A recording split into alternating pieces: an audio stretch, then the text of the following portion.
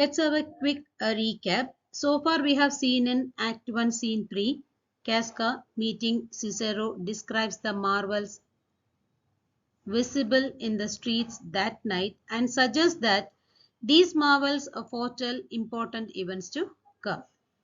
Cicero having left, Cassius arrives to persuade Casca to join the conspiracy to liberate Rome from the threat of Caesar's kingship. And further we see in scene 3, later Cinna joins them. Cassius sends him to leave letters where Brutus may find them and be persuaded that his opposition to Caesar is desired by many.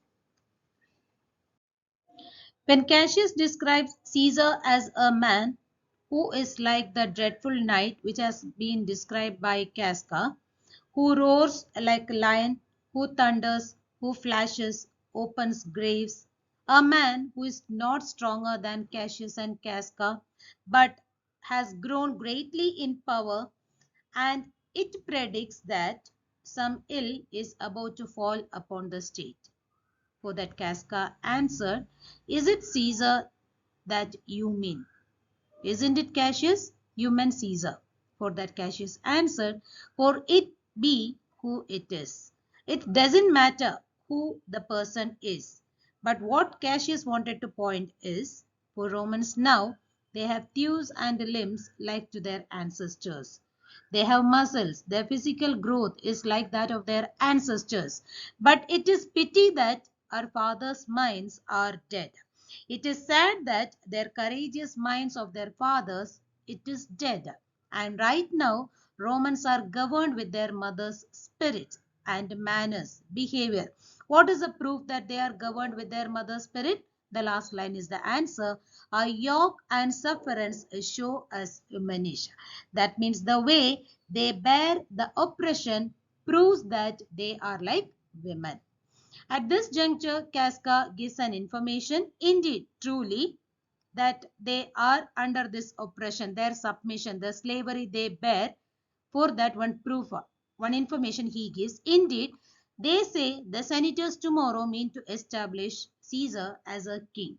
And the next two lines, his remark about that action by the people. And he shall wear his crown by sea and land and in every place save here in Italy.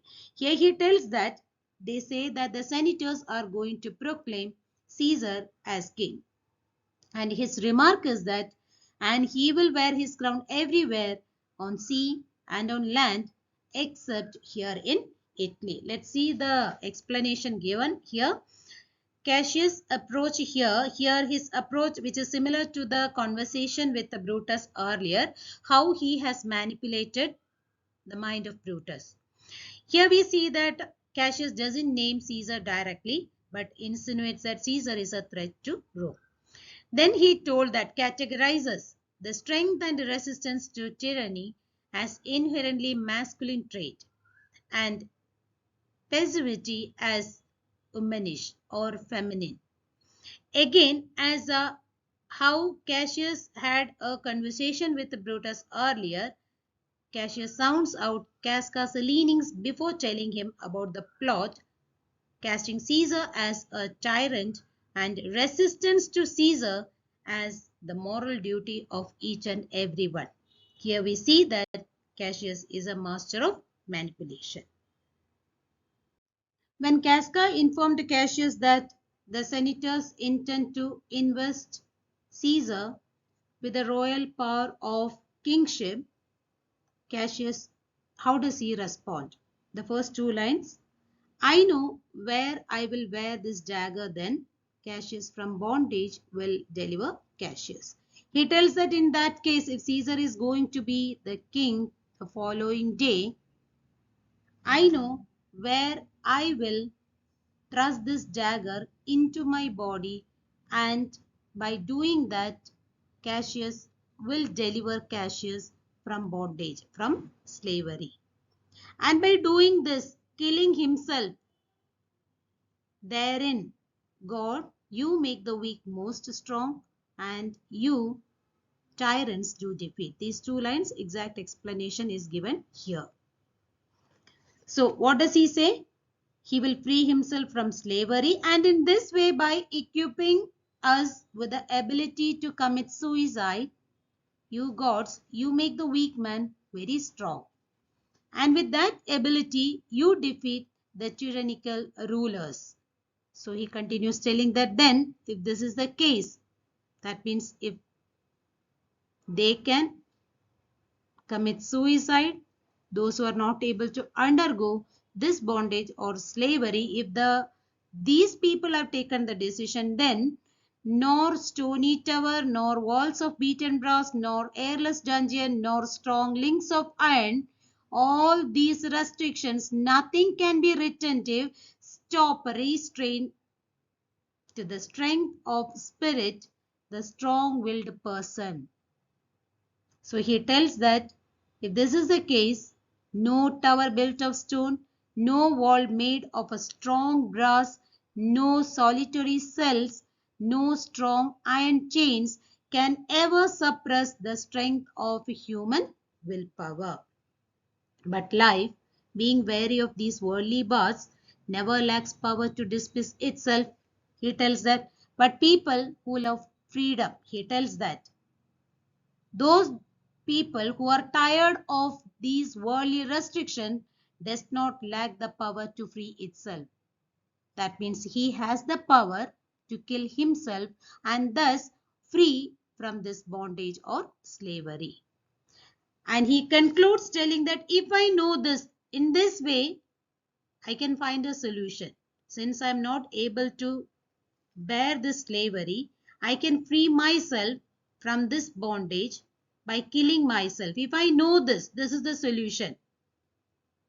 I want the world besides that part of tyranny that I do bear, I can shake off at pleasure. I wanted the world also to know this. If I know this, this means this is the solution, and I want the world to know this, and then I can free myself at my own will from the tyranny that affects me.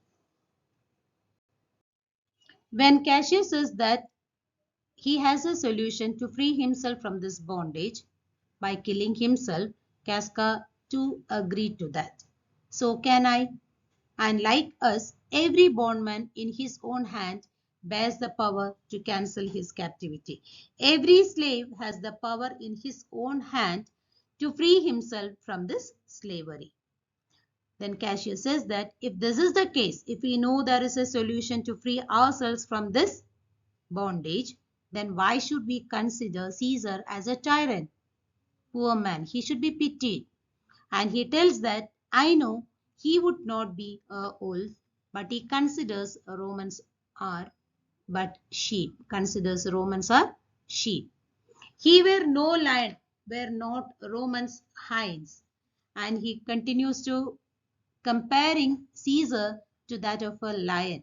He would not be a lion if the Romans were not deer, hind, female deer. Then he tells, those that with haste will make a mighty fire, begin it with a weak straws. People who build a big fire quickly begin by lighting small straws. Now, what trash is Rome? Here Rome is a trash.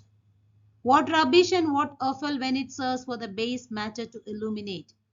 It is just rubbish and garbage to be burnt. When Rome allows itself to light up the ambitions of a thing which is worthless as a Caesar. Now Rome has become a trash. The base matter to illuminate. That means light up the ambitions of a worthless thing, so vile a thing as Caesar. Then suddenly he pretends that, oh, to whom I have spoken this song, acting that Casca is a willing bondman. He says that, oh, where hast thou led me? Where, O grief, where have you led me to speak of these things I did not intend to speak? To whom I am speaking all this? Perhaps before a willing bondman, before a slave. Then I know if I am speaking to a willing bondman, none but Casca, he meant, then I know my answer must be made. Then I know I shall have to answer for my rash words. But I am determined, but I am armed. If this is the case, I am armed and dangers are to me indifferent. I am determined. I've taken a decision. I have a solution and dangers do not matter me. If it is danger for my health, it is not significant for me. Dangers are to me indifferent. Here we should see that in this passage, Cassius compares Caesar to a wolf and a lion, and the commoners to sheep and female deer. His purpose in using these metaphors is to illustrate the nature of a Caesar and the commoners. According to Cassius, Caesar's rise to power is not due to his hunger for power. He only appears like an aggressive, fearsome animal like that of wolf or a lion. The reason is because the commoners are weak and easily led. When Cassius pretended that he has spoken all the personal feelings and the matters to a willing bondman like a Casca, we see Casca corrects him. You speak to Casca, and to such a man, that is no fleering telltale. Hold my hand, be factious, for redress of all these griefs, and I will set this foot of mine as far as who goes farthest. Remember, you are speaking to Casca, a man who is not disloyal person who reveals others' secrets. Here, shake my hand. He is showing his confidence. He tells Cassius, let's form a group with the purpose of putting all these injustice right. And I will join you. I will set this foot of mine. I will join you and be with you as I am most deeply involved as anybody else. That means to the extreme level, if you are going to set the things right in Rome, I'll be there with you. He gives the assurance. Then Cassius says that there is a bargain made. Yes, there is an agreement made between us. Now you know, Casca, I have moved already some certain of the noblest minded Romans to undergo with me an enterprise of honorable, dangerous consequence. Now, let me tell you, Casca, I have already persuaded some of the most honorable Romans to join me to undergo with me an enterprise. Join me in carrying out a deed. What kind of enterprise it is? Honorable as well as dangerous. The undertaking will be dangerous. It's the explanation you can see, but will be done for honorable reason. And I know by this they stay for me. Here he tells that I know by this time those noblest minded Romans are waiting for me. Where they are waiting for me? In Pompey's porch, Pompey's theater, which is at the entrance of Rome. For now, this fearful night, there is no stir or walking in the street. He tells that this terrifying night, there is neither any human activity nor any person walking in the streets, and the condition and the complexion of element in favors like the work we have in hand. How is it described? Their enterprise as well as the dreadful night, most bloody, fiery, and most terrible. So the condition of the weather appears to be like the work they have to do. The enterprise and the dreadful night described using 3 words. Which are they? It's most bloody, fiery, and terrible. Violent, dangerous, and terrible one. Here we see Casca alerts Cassius hearing the footstep of a person who enters the scene. Stand close a while, for here comes one in haste. Let's hide for a bit someone is rushing towards us. So the latest scheme in his plot, Cassius' plot to build opposition against Caesar, is coming to the climax here. Cinna enters. Cinna, one of the conspirators. It is Cinna. I do know him by his gait. He's a friend. Cinna, where haste you so? I know. I could recognize him the way he walks. He's a friend. Not to worry. Cinna, to find out you. To find where you were. Then he asked, who is that? Is that Metellus? Then Cassius says that no, it is Casca, one incorporate, that means a member of ours in our undertaking, that enterprise to our attempts. Am I not stayed for Cinna? Then he asked the question that are others waiting for me, Cinna? Cinna did not answer to that question, but he expressed his happiness that one more person is there added in that enterprise. I am glad on it, he replied. He expressed his happiness. I am glad on it. I am glad to know that Casca is also joined in the enterprise, the work in their hand, the conspiracy. What a fearful night is this! Oh, what a dreadful night is this! And what did he speak further about that dreadful night? There is 2 or 3 of us have seen strange sights. Here he tells that 2 or 3 of us have seen some strange sights, as we already know that which have been described by Casca, the beginning of the scene. So Cassius repeated the question to Cinna. Am I not stayed for tell me? But first you tell me, Cinna, if they are waiting for me or not. Cinna said, yes, you are. And he expressed his concern that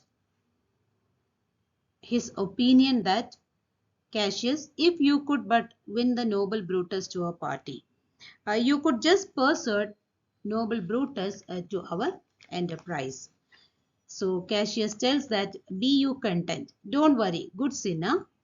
Take this paper and look, you lay it in the praetor's chair where Brutus may but find it, and throw this in at his window. Set this up with wax upon old Brutus statue. All this done, repair to Pompey's porch where you shall find us. So we can see that Cassius has given or assigned a task to Cinna to do it. As we already learned that in scene 2 at the end, Cassius says that okay, he has a plan in his mind to throw the letters, okay, as if written by different noble citizens, honorable citizens, wherein all the letters will reveal the high esteem in which Brutus is held at Rome, indirectly hint or reveal Caesar's ambition. This was the plan. It's going to be executed now. He gives the assignment, or he assigned the task, asked him, 3 points are there. What was the assigned task? Take this paper and look, you lay it in the praetor's chair. Ensure you are, okay, take this paper, letter, and you put it in praetor's chair. That is the official seat of magistrate. And here Brutus hold this office. Where Brutus may find it, Brutus sit where he is sitting, there you keep these letters. The second one, throw this in at his window. A few more letters. Through his window, you have to put it inside. And set this up with wax, fix it up with wax where he should fix that letter upon Brutus' statue. Here, that is Junius Brutus, an ancestor of Marcus Brutus. So after doing this, 3 points are there. Take this paper, find it, first one, throw this till window, second point, set this till statue. This is the assigned work. After doing this, performing this, all this done, repair to return to Pompey's porch theater where you shall find us. We will be waiting for you. Then he asked the question, is Decius Brutus a minor character? He is a Roman general, and Trebonius is also a Roman general there. Then Cinna answered, all are there except Metellus. Where he has gone? He has gone to seek you at your house. Well, I will go quickly and bestow these papers, distribute these papers which Cassius has given to Cinna, as you bade me, as you have instructed me. And Praetor's chair, then throw through the window, and the third one, wax upon the statue. These are the 3 points. After that, I will come back. Okay, he assures that he will return to Pompey's porch. Cassius, that done, repair to Pompey's theatre. Yes, once you have done, when you have done this, return to Pompey's theatre. They will be waiting. Exit Cinna. Come, Casca, you and I, yet a day, see Brutus at his house. 3 parts of him is already ours, and the man enter upon the next encounter yields him ours. So what did he say? That means we'll go see Brutus before the daylight comes. Now, 3 parts of him. He's telling that he is already 3/4 on our side. 75% on their side in their enterprise is ours already. And the man, Brutus, enter upon the next encounter.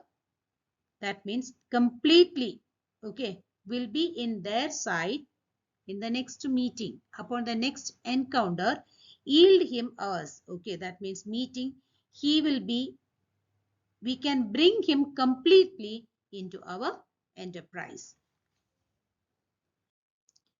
Casca says, he sits high in all the people's hearts, and that which would appear offense in us. Since Caesar has established a great respect for himself, and he sits high in every people's hearts, the work which will look as a crime, the enterprise, would appear as a crime if they do it themselves without Brutus. So if Brutus joins, what image will the enterprise get? His countenance, like richest alchemy, will change to virtue and to worthiness. When Brutus joins in their enterprise, the work in the hand, will change into something good and worthy with the presence and involvement of noble Brutus. It is like the old science of alchemy, which tried to change the ordinary metal into gold. Will change too. Their work will have an appearance of virtue and worthiness. So Cassius replied, him and his worth. Him refers to Brutus, and his worth and our great need of him. You have well understood of him and his worth and our great need of Brutus. You understood it clearly. You have right well conceited. You realized it. Yes, you are right. So let us go, for it is after midnight, and a day we will awake him and be sure of him. So let's go. It is post midnight, and we will awaken Brutus before dawn and be certain, and we will ensure that he will join our group. Here we see that the conspirators move forward in their plan to trick Brutus over to their side. Already 3/4 is in their side. It is told by Cassius. Now the remaining part, he will join in their enterprise in the next meeting. This is the expectation. So the element of trickery shows that they know their plans are dishonorable. That's the reason they are joining Brutus in their enterprise. Yet, winning Brutus' honorable nature is vital to the success of their plot. Thank you, children.